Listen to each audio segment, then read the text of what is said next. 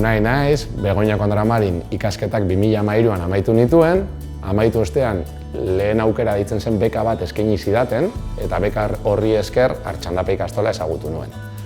Beka eta gero atzerrira joan nintzen, atzerrian hezkuntza munduan ibili nintzen, haiek eskainitako formakuntzari esker, gero bueltatu nintzen berriro Artxandapa ikastolara, hasieran tutore moduan eta gero LH-ko ikasketa buru moduan. Eta arrez geroztik 9 urte pasa dira.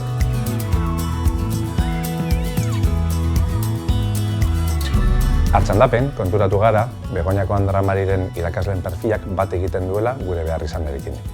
Alde batetik, prestutasuna, ekimena, lantaldean aritzeko grin hori, eta batez ere, balioak. Guretzako oso garrantzitsua dira, zelako perfila dakartzaten irakasle berriak.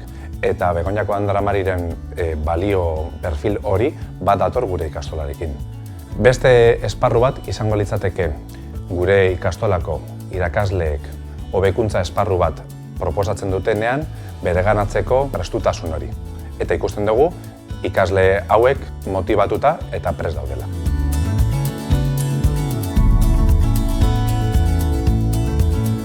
Hezkuntza da gizartea eraldatzeko daukagun tresnarik garrantzitsuena. Kalitatea bilatzen dugu gure eguneroko jardueran eta gure ikasleen prestakuntza ahalik eta onena izatea nahi dugu. Horretarako ezinbestekoa da arreta pertsonala. Ikasleen ondoan egotea, konfiantza giroan. Gogoeta eta baloreak sustatzen dituzten hezkuntza espazioak sortzen ahalegintzen gara. Gure ikasleen eginkizunak berebiziko garrantzia soziala duela uste dugu. Izan ere, etorkizuneko irakasleak izango dira. BAM Irakasleen Unibertsitate Eskolan uste dugu etorkizuna ondo prestatutako irakasleen eskuetan dagoela.